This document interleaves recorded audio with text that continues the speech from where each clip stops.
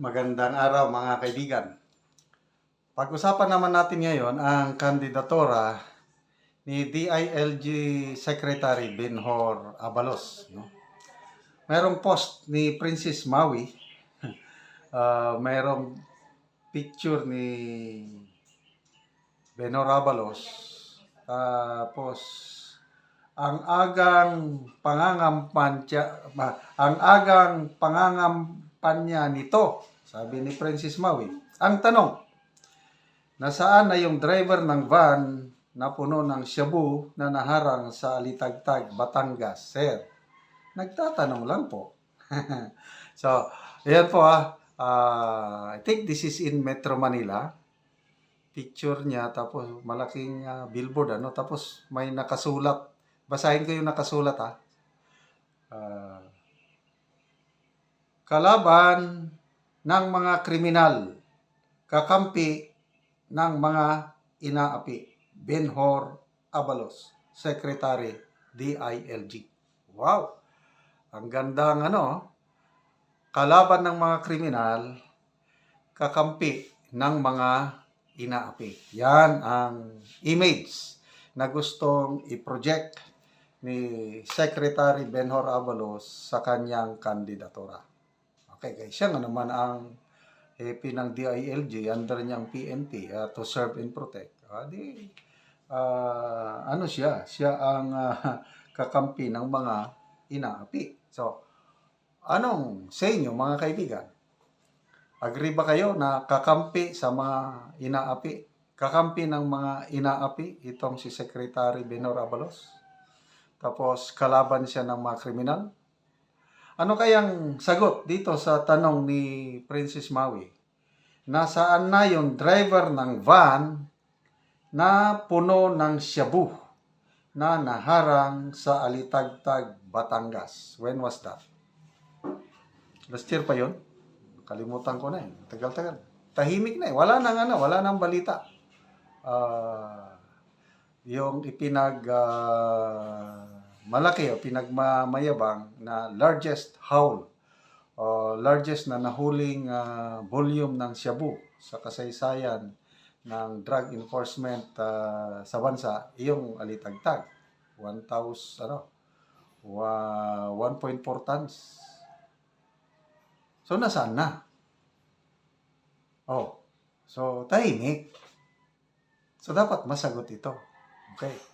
Speaking of kakampi ng mga inaapi, merong survey ang SWS, bago lang lumabas, yung tinanong ang mga respondents, ano ang kanilang approval ba or disapproval sa performance ng gobyerno, PBBM administration in different areas of governance.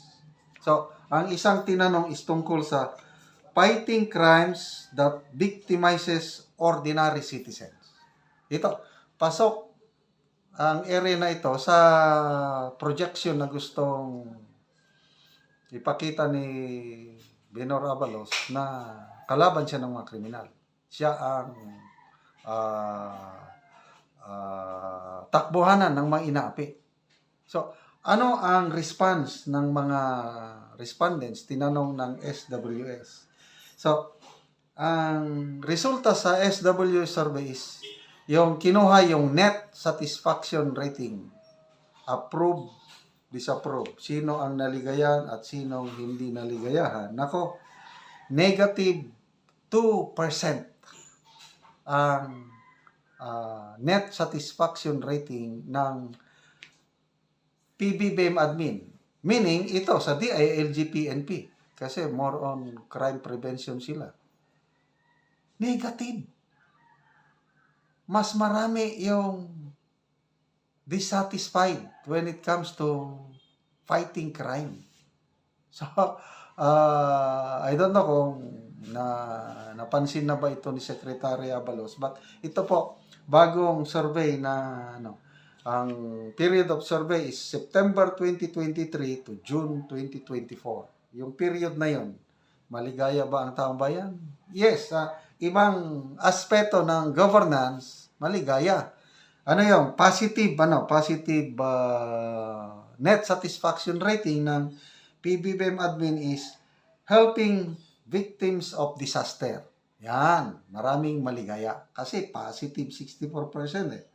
Improving quality of children's education, 62%. And then, helping the poor, dahil ayude, 51%. Implementing housing programs, dahil may pambansang pabay program, may natutulungan nga naman. O di, 47%,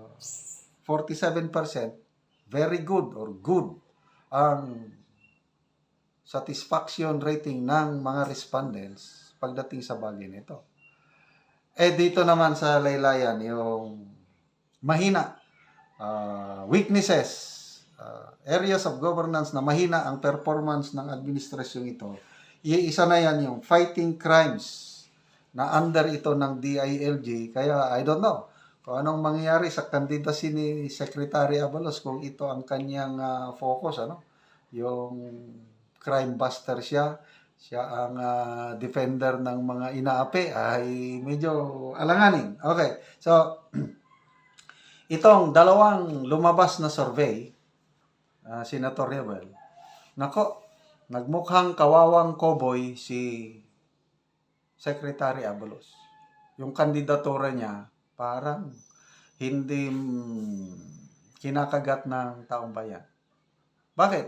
Kasi sa SWS survey, September 14 to 23, 10 alyansa candidates, yung Marcos admin candidates, pasok lahat.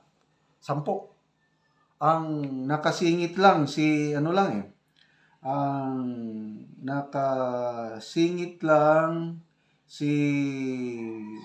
PRRD, number 3 si PRRD, tapos si Bato at Go. All others na.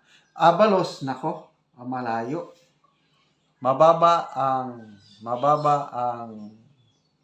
survey ratings ni Secretary Abalos sa SWS survey.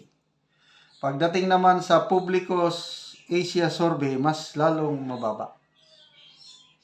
So, ano kaya ang kinabukasan ni Secretary Abalos sa kanyang kandidatura? Iboboto nyo ba siya? Malakas bang appeal niya sa taong bayan? Akala ko nung una, ang kakandidato, si Secretary Boying Rimulya, lumalabas ay hindi na. Maybe, dahil sa health condition ni Secretary Boying, dahil naoperahan nga, pagaling pa. So, mas maganda yung pahinga muna siya. Okay? So, ito, kung bakit very visible si Secretary Abalos sa media, palaging nagpre-press conference eh. Ito pala, may plano. Yung kaano niya sa social media, yung pumapapil, yung pagsundo kay dismiss Mayor, Bamban Mayor Alice Go. Ang daming batikos na natanggap niya doon, kasama niya si General Marbel. Dahil grabe naman mga posing-posing nila. Para naman close na magkakaibigan yung mga post nila sa social media, sa mga picture. Kaya, binatikos siya ng mga netizens sa social media. So, ayun, matatandaanan ng mga netizens yun. So, magbumirang kay Secretary Abalos. So, yung mga ganyang maagang pangangamban dyan, may mga billboard na, halos lahat ganyan namang ginagawa. Hindi lang, in fairness kay Secretary Abalos, marami akong nakikitang mga kandidato na hindi pa nagsimula ang filing ng Certificate of Candidacy. Nandyan na yung mga mukha nila sa mga billboard. So, yun na po.